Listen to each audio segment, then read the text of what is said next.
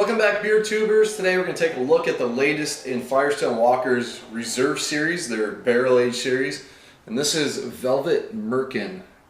It's an 8.5% Imperial Oatmeal Stout that they aged in Bourbon Barrels. So this is the first time they released this in bottles. They've had it out on draft for at least a couple of years. It's been a blending component to a lot of their anniversary ales. So I'm glad to see them finally release this. I loved it on draft, but let's see how it's drinking out of the bottle. I got it poured out.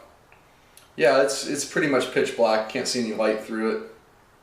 Got just a very light brown head on there. Just a touch of legs on the side of the glass, but not much. You know, it's not that big of a barrel-aged beer. It's got the aroma. Yeah, definitely picking up some bourbon. A lot of like toffee. You get like that oat note in there too. For some reason, you get like a creaminess coming through. But like a toffee on the nose, a little bit of burnt chocolate, maybe a touch of vanilla note. I remember having this on draft. It had more bourbon. It was in chocolate notes to it. The chocolate's more like, I meant some burnt chocolate. By that I mean kind of like a mix of like roasted barley mixed with a bitter chocolate character. So you know, it doesn't smell as good as I remember it, but maybe it will taste as good.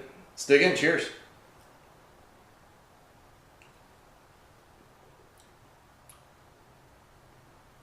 Yeah, it's such a creamy beer. They must use a good amount of oats. It's got some really nice creamy mouthfeel to it. It's not the biggest. It's more like medium body beer. It's not in your face like a, you know, Parabola BCS, all those big imperial stouts. This one's a little more restrained in its intensity in the mouthfeel. It's not as sticky or sweet as those beers. So up front, the beer definitely reminds me of the lower alcohol Velvet Merlin. It's got that creamy oat character, some sweetness, like sweeter chocolate notes, just a hint of a roast, but it's very much like that beer at first, and then midway through start to pick up some bourbon notes. You get some of that sort of toffee caramel. There's almost like a butterscotch character in there as well. It finishes dry. You pick up more of that roasted barley note towards the finish. And a little bit of like an oak tannin in there as well.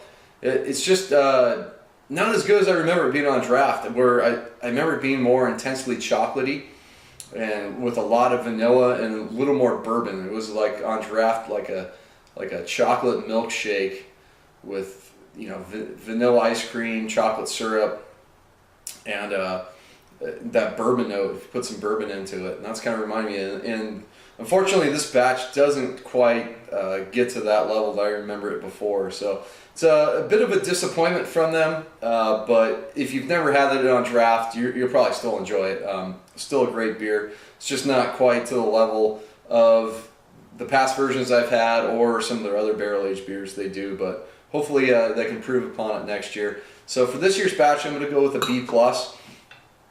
It's certainly worth checking out if you can find it, and you know, worth the money for it, no question about it. I've just been lucky enough to have this beer a few times before they released this, and it's just not as good as I remember, unfortunately. So it's going to wrap this one up. Until next time, please comment and subscribe. Cheers.